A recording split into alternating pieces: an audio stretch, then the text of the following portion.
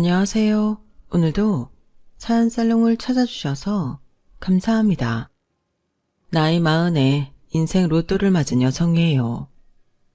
사실 인생 로또랄 게 뭐 있겠어요. 생각지도 못한 순간 내 인생을 순식간에 뒤집을 만큼의 엄청난 행운을 거머쥐는 거죠. 그러니 최근에 저희 집에서 벌어진 사건은 저희 부부에게 있어 가히 인생 로또라고 해도 과언이 아닐 거예요. 저희 부부는 참 독특한 인연으로 결혼을 하게 되었어요. 이상하게 들리겠지만 저는 친구 아들과 결혼을 했거든요. 부수적인 설명 없이 이렇게만 들으면 늙은 여자가 뭐 하는 짓이냐고 다들 한 소리 하시겠지만 저 그렇게 파렴치한 사람은 아니랍니다.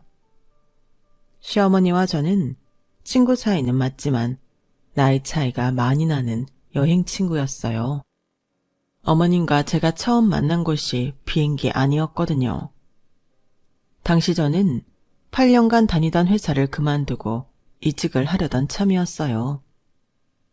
제 입사까지 중간에 뜨는 기간을 이용해 재충전을 위한 유럽 여행을 계획하고 있었죠.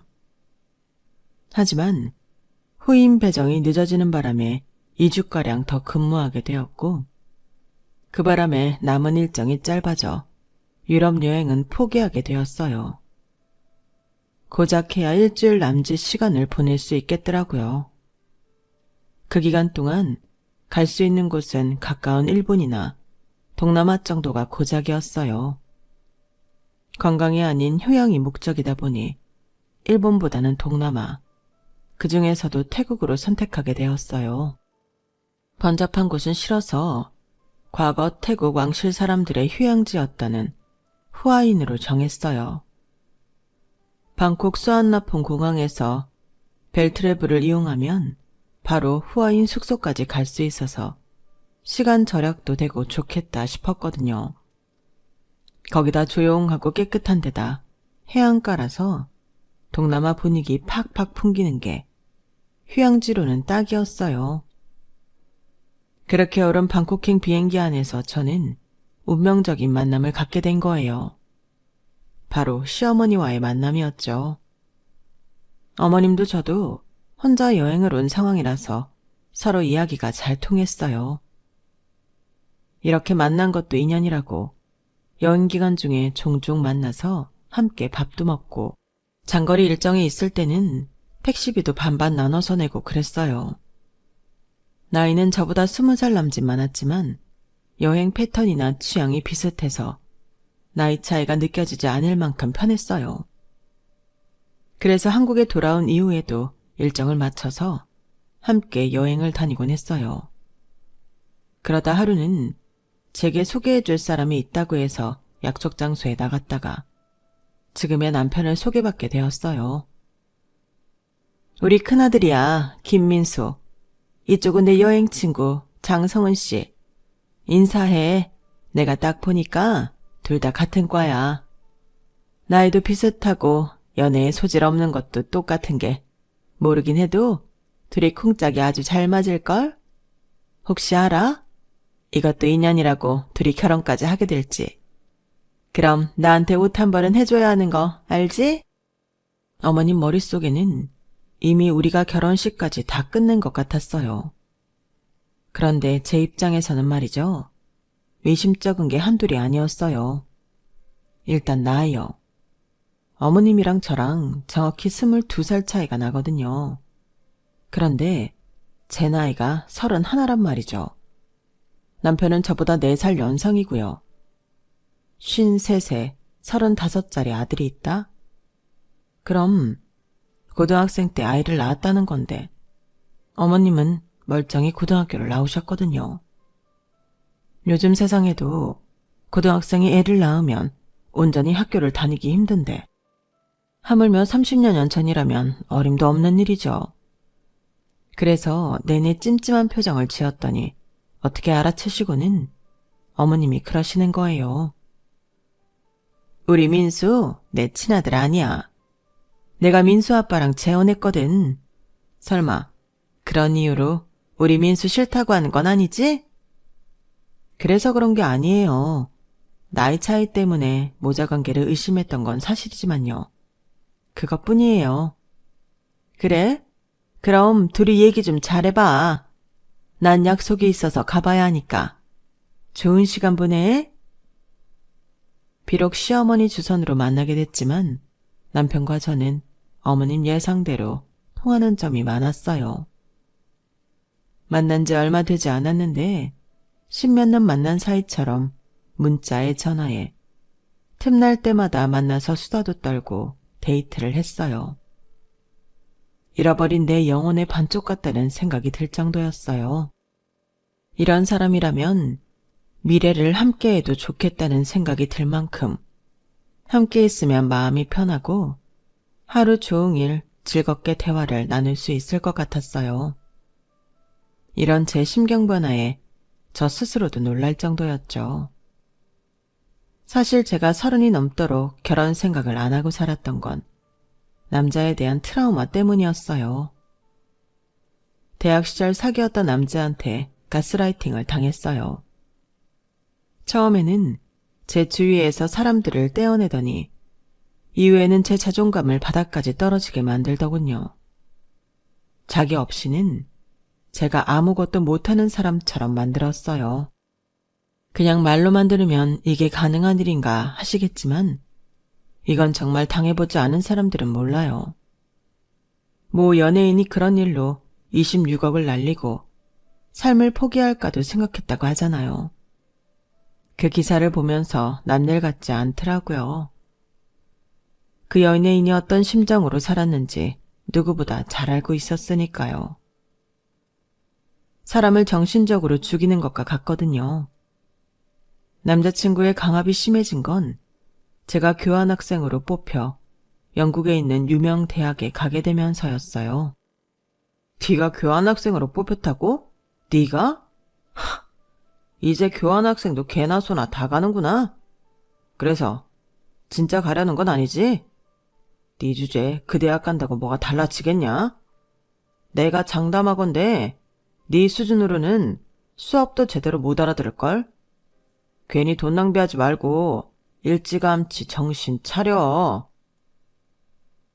내 영어 실력이 그렇게 형편없지는 않아.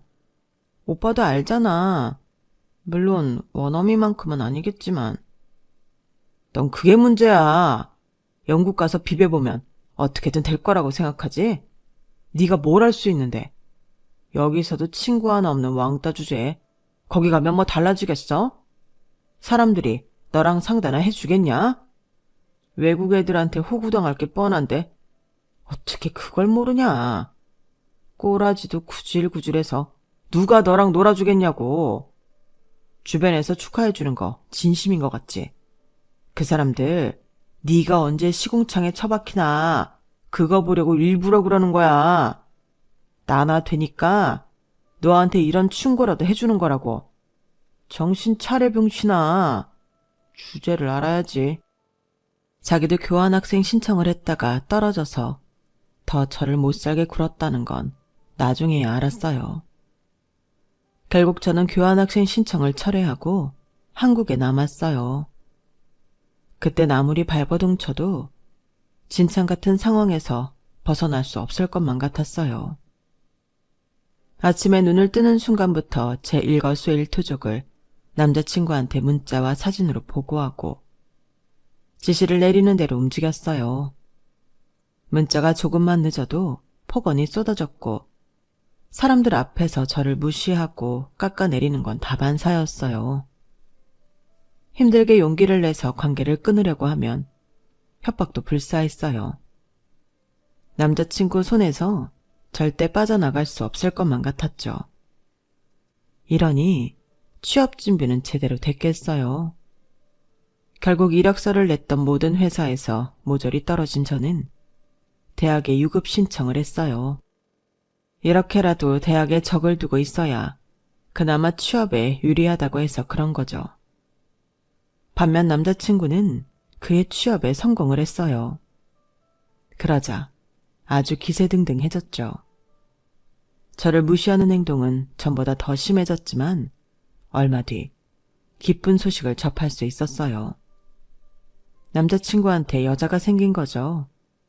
꽤 잘 사는 집 딸 같았어요. 어떻게 알았냐고요? 남자친구한테 못 보던 명품 가방과 지갑, 명품 구두가 생기기 시작했거든요. 저랑 사귀면서도 데이트 자금이며 물티슈 하나까지 제 돈으로 쓰던 인간이 그런 고가의 제품을 자기 돈을 주고 샀을 리 없죠. 게다가 전보다 저를 단속하는 전화며 문자가 현저히 줄어든 것도 다른 타깃이 생겼기 때문이란 합리적 의심이 들게 했어요. 그리고 얼마 뒤 제 예상대로 남자친구는 저 몰래 양다리를 걸치던 걸 들키고 말았어요. 주말에 부모님과 아울렛에 갔는데 거기에 남자친구가 웬 여자와 함께 쇼핑을 하고 있더라고요. 그냥 쇼핑만 했다면 사촌이라거나 지인이라고 둘러댈 수도 있겠지만 벤치에 앉아 키스를 하는 장면에서 제게 딱 걸린 거라서 발뺌도 할 수 없게 되었죠. 그런데 이 인간이 오히려 적반하장으로 나오는 거예요. 네가 제대로 취업만 했어도 내가 딴 사람한테 눈 돌릴 시간이 있었겠냐? 멍청한 게 취업도 못해서 빌빌대는데 내가 널 어디까지 이해해줘야 해? 탓을 하려거든 멍청한 네 탓을 해. 엄한 사람 파렴치한 인간으로 몰지 말고. 무식하면 용감해진다더니 지가 어떻게 나한테 따질 생각을 해? 어이가 없어서 정말. 이 인간 논리대로라면 나라 팔아먹은 이완용도 애국자고 희대의 살인마 찰스 맨슨도 박애주의자라고 할 수 있을 거예요.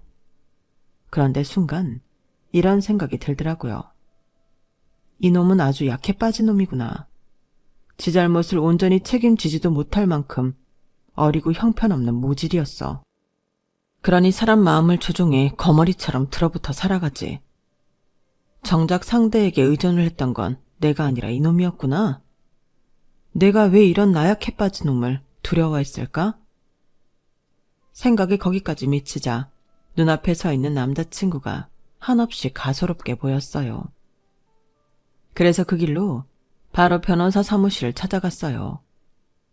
수년간 제게 가스라이팅을 통해 금품을 갈취하고 인간관계를 파괴하고 정신적으로 괴롭혀온 거에 대해 고소를 하고 보상을 받으려고요. 아마 소장이 날아들 때까지도 이 인간은 내가 여전히 자기를 두려워하고 있다고 생각했을 거예요. 법정에서 다시 만난 전 남자친구는 한없이 구질구질하고 보잘것없는 모습이더라고요. 제 앞에서 그리 당당하게 굴던 인간이 합의금 좀 깎아보겠다고 무릎까지 꿇고 질질 짜는 걸 보니 허탈하기까지 했어요. 결국 재판은 제 승소로 끝이 났고 그동안 전 남자친구한테 갈취당했던 돈과 정신적 육체적 피해 보상까지 받아낼 수 있었어요.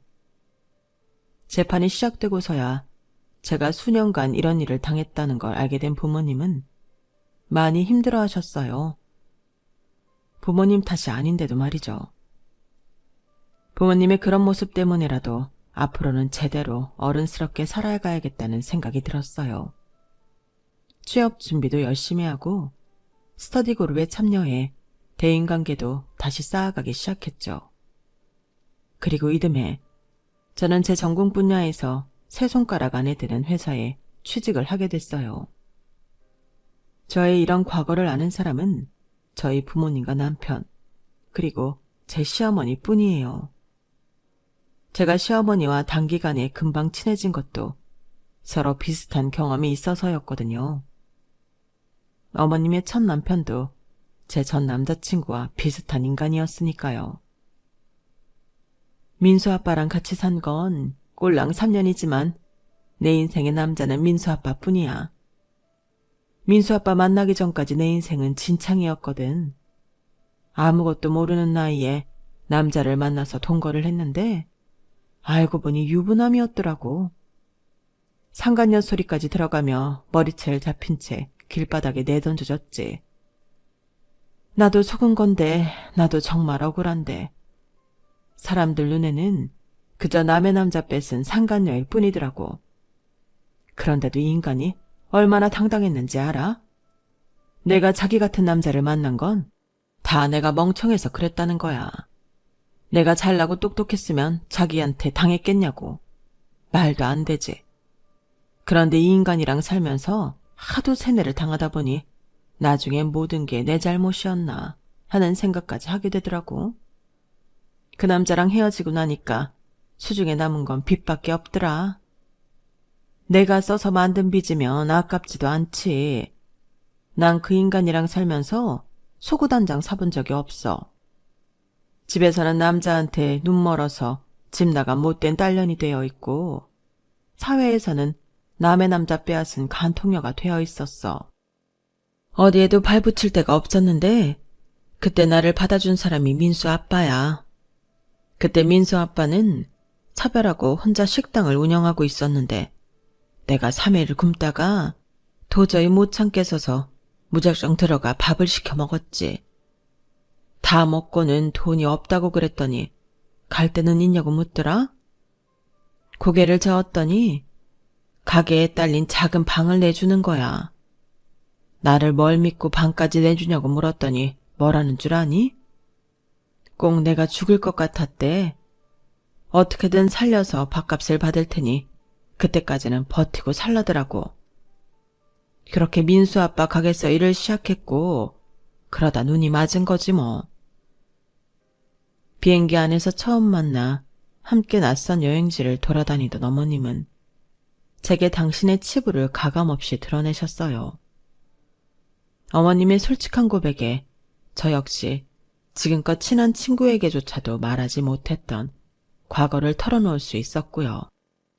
서로의 아픔을 공유하는 사이다 보니 다른 집 고부관계랑 다르게 어머님과 제 사이가 각별할 수 있었던 것 같아요. 동지애를 느끼게 됐으니까요. 어머님과의 사이는 앞서 말한 것처럼 친구같이 돈독한 사이였지만 두 시동생들과는 그렇지 못했어요. 시동생들은 쌍둥이였는데 어머님 밑에서 어떻게 저런 인간들이 나왔을까 싶을 정도로 개차반이었어요. 큰 시동생은 입만 열었다 하면 거짓말을 하는데 여차하면 사기 전과로 별 두세 개 다는 건 일도 아니겠다 싶었죠. 작은 시동생은 잔머리를 너무 굴려요. 제가 보기에 머리가 그닥 좋아 보이지는 않는데 어떻게든 사람을 이용해 먹으려고 어설픈 수작을 부린다니까요. 제 남편은 그런 동생의 속내를 알면서도 무던히 속아주더라고요. 처음엔 동생들한테 당하기만 하는 남편이 답답하고 안타깝기만 했는데 자기만 남편 상황을 따져볼 때 그럴 수밖에 없었을 거라는 생각이 들어 무던히 넘기려고 노력했어요. 사실 그렇잖아요. 아버지도 돌아가시고 안 계신 와중에 새 어머니와 의붓현재랑 함께 살려면 오죽 눈치가 보였겠어요. 아무리 어머님이 제 남편을 예뻐하신다고 해도 친자식들보다 예뻐했겠어요. 물론 평소 어머님 행동을 보면 새엄마라고 다 팥쥐 엄마 같지는 않다는 걸 알 수 있지만요. 아버님이 하시던 식당을 이어받은 어머님은 특유의 유쾌한 성격과 사업수단으로 아버님이 하시던 때보다 훨씬 번창시켰어요. 언제 가봐도 그 큰 홀이 손님들로 가득 차 있을 정도로요. 어머님은 일을 할 때면 덩치 큰 장정들보다도 더 힘을 쓰며 무서울 정도로 열심히 일을 하셨는데 그럴 수 있는 힘의 원천이 여행이라고 하셨어요. 게다가 전 남자친구한테 빠져나온 뒤 여행을 다니며 심리적인 안정을 찾은 것과 비슷했죠. 결혼 후에도 가끔씩 어머님이랑 둘이 여행을 다니곤 했는데 솔직히 남편한테 말 못하는 것도 스스럼 없이 털어놓을 수가 있어서 편했어요. 속 깊은 남편의 마음 터놓고 지내는 시어머니까지 결혼 생활이 이렇게 편해도 되나 생각하던 어느 날 생각지도 못한 날벼락이 떨어진 거예요.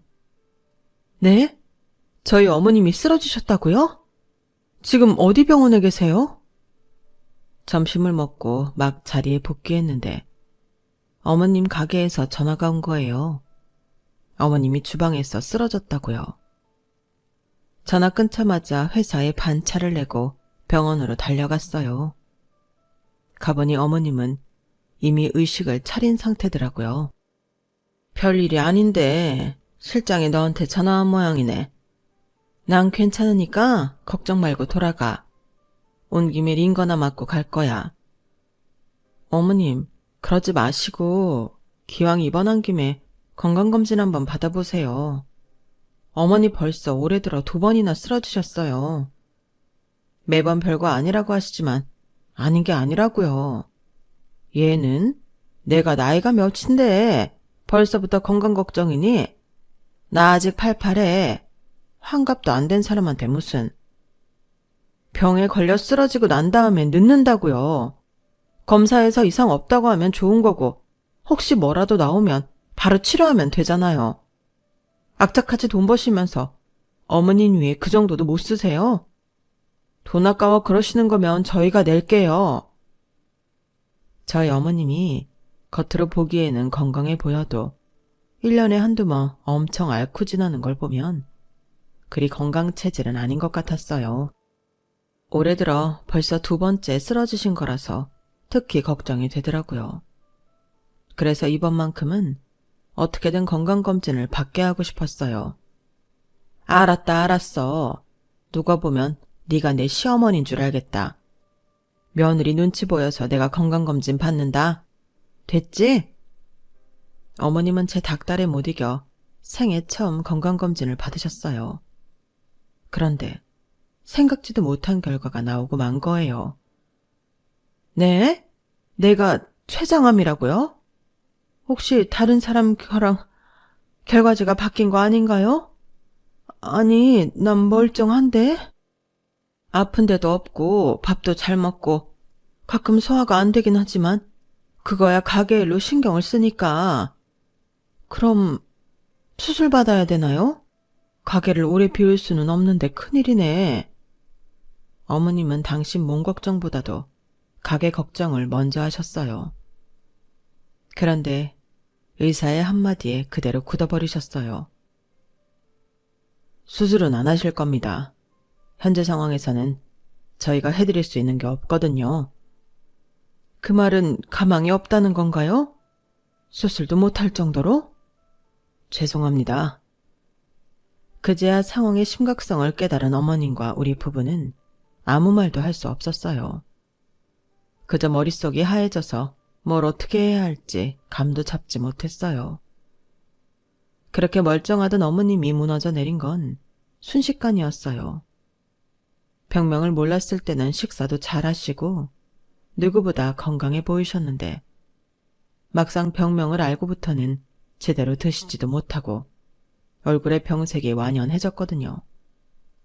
결국 얼마 안 가 가게에도 정리하고 병원에 입원을 하셨어요. 상태가 너무 안 좋아져서 집에 혼자 계실 수가 없었거든요. 물론 시동생들과 함께 살고 계시긴 하지만 남자들이라 그런가 엄마가 아프다는데도 신경들을 안 써요. 지들 놀 거 다 놀고 먹을 거 다 먹고 다녀도 어머님 모시고 병원 한번 가는 꼴을 못 봤어요. 나이가 어리기라도 하면 말도 안 해요. 둘 다 저랑 동갑이니까요. 오히려 피 한 방울 안 섞인 제 남편은 퇴근길에도 본가에 들러 어머님 상태를 보고 오고 주말엔 저와 함께 본가에서 살다시피 하는데 친자식들이 왜 저러나 몰라요. 그러다 보니 어머님이 한밤중에 응급실에 실려간 것도 한두 번이 아니에요. 그것도 어머님이 직접 119에 전화해서 응급실에 실려가신 거니 말 다 했죠. 그래서 생각 끝에 어머님을 입원시키기로 했어요.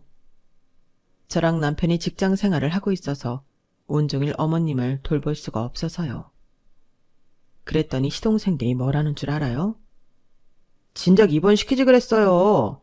아이씨, 그동안 얼마나 신경 쓰였는지 알아요? 다른 집들은 시어머니가 아프면 며느리들이 직장이고 뭐고 그만두고 병수발한다는데 형수는 사람이 왜 그래요? 보면 참 이기적이야. 큰도련님, 지금 그걸 말이라고 하세요? 이기적이요? 누가 누구한테 할 소린데 그래요? 며느리니까 직장 그만두고 시어머니 병수발 하라고요? 그럼 친자식인 도련님들은 뭐 하고요? 자기 부모가 아픈데도 밤 늦게까지 술 마시고 나이트 가고 툭하면 스키장에 놀러가면서 자기 엄마 병수발은 남의 집 딸한테 하라고 하는 게 이치에 맞는 소리냐고요? 지나가는 사람을 자꾸 물어보세요. 지금 도련님들 행동이 정상적인지 아닌지를요. 지금까지 말 안 하고 참고 있었는데요. 나이 먹어서 그러고 살면 안 돼요. 어머님 돌아가시면 제일 불쌍해지는 게 누군지 잘 생각해 보라고요. 아이씨, 뚫린 입이라고 멋대로 짓거리긴. 야, 기집애가 어디서 따박따박 말대꾸야. 내가 네 친구냐? 네 시동생이야. 그럼 말 가려가며 하라고. 그리고 엄마 죽는다고 왜 우리가 불쌍해지냐? 엄마 가게 판 돈도 있고 이 집도 있는데. 나 설마 우리 엄마 유산 탐내고 있는 건 아니지? 야, 씨. 이거 아주 칼만 안 들었지 강도가 따로 없네. 이봐, 잘 들어.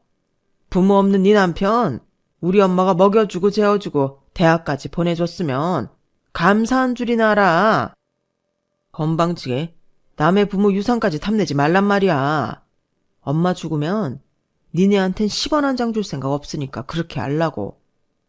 네가 아무리 우리 엄마 앞에서 알랑방구를 끼워도 한 푼도 안 줄 거라고. 알았어? 시동생은 벌써부터 부모 유산 챙길 생각만 하고 있더라고요. 둘째 시동생은 어떠냐고요? 그놈이 그놈이죠 뭐. 어머님이 두 눈 시퍼렇게 뜨고 살아계신데도 어머님 유산 받아서 사업할 생각부터 하고 있더라고요. 다니던 직장까지 그만두고 본격적으로 사업 구상을 한답시고 여기저기 쑤시고 다니는데 정말 욕밖에 안 나왔어요. 저것들이 내 형제라면 비 오는 날 먼지나게 두들겨 패버렸을 텐데 그러지 못하는 게 아쉬울 따름이었어요. 그날 시동생과 한판하고 집에 돌아가 남편한테 있었던 일을 다 얘기했더니 남편이 한숨을 푹 쉬더라고요. 여보, 어머님 불쌍해 죽겠어. 어떻게 친자식들이 이럴 수가 있어? 남인 나도 이렇게 안 됐는데. 어쩜 어머님 배에서 난 자식들이라는 것들이 그러냐고. 솔직히 나 어머님 유산에 아무 욕심 없지만 그래도 그 인간들 손에 들어가는 건 정말 싫어. 차라리 어머님이 전 재산 다 사회에 환원하고 가셨으면 좋겠다고. 자긴 화도 안 나? 왜 입국 다물고 아무 말도 안 해? 그러자 남편이 착잡한 표정으로 얘기를 시작했어요. 성은아, 네가 뭘 걱정하는지 잘 아는데 걱정할 필요 없어. 걔들 어머니 재산에 손 못 대. 내가 그렇게 놔두지 않을 거니까. 그때까지만 해도 남편 말을 곧 잊지 않았어요. 안 그래도 의붓 형제한테 죽어 사는 남편인데 퍽이나 유산 문제로 쌓일 수 있겠냐 싶었거든요. 그래도 다행이라면 다행일까요? 병원에 입원하신 이후로 어머님 병세에 차도가 있었다는 거예요. 규칙적으로 식사를 하고 약도 제대로 드시니까 아무래도 집에 혼자 방치됐을 때보다 혈색도 많이 좋아지셨더라고요. 그렇다고 병원에 계속 있을 수는 없었어요. 대학병원이 워낙 환자가 넘쳐나는 곳이라서 병원 측에서는 자꾸 요양병원으로 옮기라고 했거든요. 어차피 치료도 불가능하고 수술은 더더욱 안 되는 상황이니 환자 관리만 해주는 요양병원이 저희 어머님한테는 더 잘 맞는다면서요. 그래서 결국 요양병원으로 옮기게 되었어요. 어머님과 같은 방을 쓰시는 아주머니는 유방암 말기 환자인데 성격이 밝고 상냥한 분이시라서 어머님과 금방 친해지셨어요. 제가 병원에 갈 때마다 병실 밖에서 두 분 웃음소리를 자주 들을 정도로 친구 같은 분위기였죠. 병마와 싸우면서 의지할 수 있는 친구가 있다는 것만큼 큰 힘이 되는 게 또 있을까요? 그래서 두 분이 오래오래 서로 힘을 받으며 병마와 싸워가시기를 바랐어요. 그런데 그런 바람이 산산이 부서지고 만 거예요. 한동안 상태가 괜찮았던 어머님이 갑자기 병세가 악화되셔서 의식 없는 채로 지내게 되신 거죠. 그런데 그 와중에 두 시동생이 병원으로 들이닥친 거예요. 처음엔 어머님 건강이 걱정돼서 온 줄 알았는데 알고 보니 다른 이유가 있더라고요. 아씨, 내가 기가 막혀서 말이 안 나오네. 형, 도대체 엄마한테 무슨 짓을 한 거야? 형이 어떻게 했길래 가게 정리한 돈이 다 형 계좌로 들어갔냐고. 형수도 알고 있었죠. 우리 엄마를 어떻게 구워 삶았길래 그 돈이 다 당신들한테 갔냐고. 둘째 형, 지금 그게 문제가 아니야. 우리 집 명의가 큰형 이름으로 돼 있더라고. 집값이 올라서 지금 그 집이 얼만 줄이나 알아? 자그마치 10억이야, 10억. 두말할 거 없어. 그냥 양심 있으면 그 집 명의 내 앞으로 돌려줘. 그거 우리 엄마 집이잖아. 아닌 밤에 홍두깨라고 두 형제는 그간 병원에 코빼기 한번 안 비추더니 갑자기 나타나 알아듣기 힘든 소리만 짓거려댔어요. 둘이 사전에 조율이 안 됐는지 나중엔 서로 집 명의 가지고 싸우기까지 하더라고요. 야, 막내는 웃긴다. 그 집을 왜 네 명의로 해? 엄마 큰아들인 내가 있는데 당연히 내 명의로 해야지. 작은 형은 엄마 가게 정리한 돈 받으면 되잖아. 그리고 작은 형이 그동안 사고치고 돈 물어준 게 한두 푼이야? 깽값 물어준 돈만 해도 1억은 되겠다. 아, 몰라, 씨발. 1억인지 2억인지 나는 잘 모르겠고 암튼 내 건 내 거야. 그때였어요. 평소 큰소리 한 번 안 내는 남편이 불같이 화를 내며 두 형제를 바닥에 매다 꽂았어요. 그리고 나직한 목소리로 말했죠. 이 버러지만도 못한 새끼들 같으니라고. 니들 눈에는 돈만 보이고 사경을 헤매시는 어머니는 안 보이니? 그깟 돈 때문에 어머니 앞에서 이런 추태를 보여도 되는 거냐고. 그래, 내가 말로 한다고 니들이 들어먹을 놈들이 아니지. 한 번만 말할 테니까 똑똑히 들어. 어머니가 운영하시던 가게 내 아버지 가게였어. 아버지 돌아가실 때 어머니가 내 명의로 바꿔주신 거라고. 니들은 그동안 어머니가 벌어오는 돈에만 관심 있었지. 가게가 누구 거인지는 상관 안 했잖아. 안 그래? 그런다고 그 가게를 형이 갖는 게 말이 돼? 왜 말이 안 돼? 내 아버지 재산을 아들인 내가 물려받는 게 뭐가 잘못된 거냐고. 그리고 그 집도 그래. 처음부터 우리 부모님이 살던 집이야. 돌아가신 우리 어머니랑 우리 아버지가 벌어서 산 집이라고. 그걸 왜 니들이 탐느냐? 이날 이때까지 내 부모님 집에서 먹고 자고 살았으면 됐지. 뭘 더 바라냐고. 억울하면 법적으로 대응해. 어차피 니들한테는 한 푼도 돌아가지 않겠지만. 제 남편 말에 두 형제는 씩씩거리며 흥분을 했어요. 욕설을 퍼부으며 말이죠.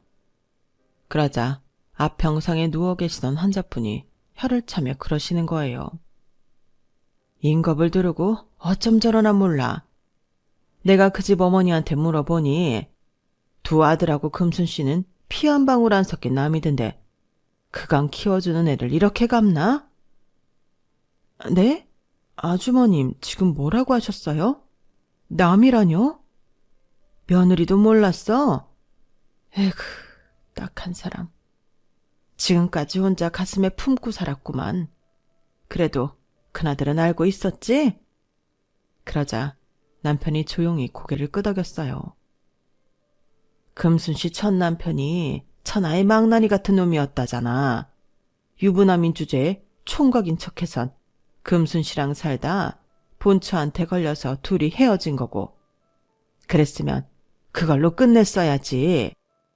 지 죽을 때 돼선 전부인 사이에서 난 쌍둥이 아들을 금순씨한테 맡기곤 사라질 건 또 뭐냐고. 그 집 시아버지가 부처님 가운데 토막 같은 사람이라서 그 애들까지 다 받아주고 자식처럼 키웠다던데 다들 몰랐어? 한마디로 그쪽 둘은 이 집안 사람들이랑 피 한 방울 안 섞인 남남이란 얘기야. 그런데 여기가 어디라고 와서는 가게판 돈 내놔라, 집 내놔라 개소리를 짓거려. 배은망덕하게 시리. 나 자야 되니까 둘 다 나가. 안 그럼 보안 직원 불러서 내쫓을 거야. 아이고, 불쌍한 금순씨. 남의 자식 키워준 덕은 없다더니 그 고생을 하고 남의 자식들 키워준 대가가 고작 이거라니. 에휴, 지겨워. 아주머니는 이불을 얼굴까지 푹 덮으셨어요. 이불이 들썩거리는 걸 보니 울고 계신 것 같더라고요. 느닷없이 출생의 비밀을 알게 된 두 형제는 세상 다 잃은 표정을 하고는 병실을 나갔어요. 다행히 저희 어머님은 이틀 뒤 의식을 차리셨고 기력도 많이 회복하셨어요. 그 일이 있고 얼마 뒤 남편은 두 동생들을 찾아가 최후 통첩을 했어요. 딱 1년이야. 니들이 이 집에서 살 수 있는 기간 말이야. 1년 뒤에는 무슨 일이 있어도 니들 이 집에서 내쫓을 테니까 그때까지 막노동을 하든 대리운전을 해서라도 니들 살 집 준비해. 그리고 다시는 어머니 병원에 널씬도 말고. 지금까지 니들 봐주고 산 건 다 어머니 때문이었는데 니들이 병든 어머니한테 하는 꼴을 보니 더 이상 봐줄 필요가 없을 것 같아. 이걸로 니들과 내 인연도 끝낼 테니까 알아서 니들 살 궁리해. 그 말에 두 형제는 싹싹 빌며 제 남편한테 눈물의 사과를 했지만 이미 마음을 굳힌 남편은 눈길조차 주지 않았어요. 그 후로도 1년이 지난 지금 저희 어머님은 더 이상 이 세상에 안 계세요. 몇 번의 고비를 넘기시고는 잠이 드신 채 조용히 눈을 감으셨거든요. 그리고 두 시동생은 끝까지 진상짓을 하다가 결국 1년도 못 채우고 집에서 쫓겨났어요.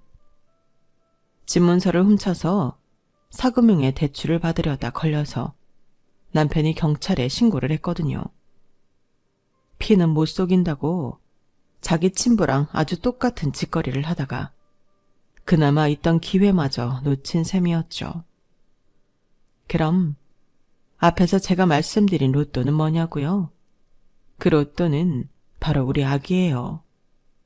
어머님 첫 기일을 맞아 제사를 준비하다가 음식 냄새가 역하게 느껴지더라고요. 친정엄마가 그 얘기를 들으시고 혹시 애가 들어선 게 아니냐고 하셔서 테스터를 사다 검사를 했어요. 그랬더니 빨간 두 줄이 나오더라고요. 그동안 아이가 안 생겨서 시험관 수술을 염두하고 있던 차였기 때문에 기쁨은 더더욱 컸어요. 어머님 기일에 알게 된 임신이라 그런지 왠지 하늘에 계신 시어머니께서 우리 부부를 위해 힘써주신 게 아닌가 하는 생각까지 들더라고요. 염원하던 아이도 생기고 잔뜩 오른 집값 덕분에 평생 만져보기 힘든 돈까지 손에 넣었으니 이게 인생 로또가 아니고 뭐겠어요. 앞으로는 양손 가득 거머쥔 이 행운을 행복으로 이어갈 수 있도록 열심히 노력하며 살 생각입니다. 지금까지 제 사연 들어주셔서 감사드려요. 여러분들도 항상 행복하세요. 건강하시고요. 여러분, 사연 댓글에 응원과 현명한 조언 부탁드려요. 좋아요와 구독은 저에게 큰 힘이 됩니다. 오늘도 좋은 일 가득하세요.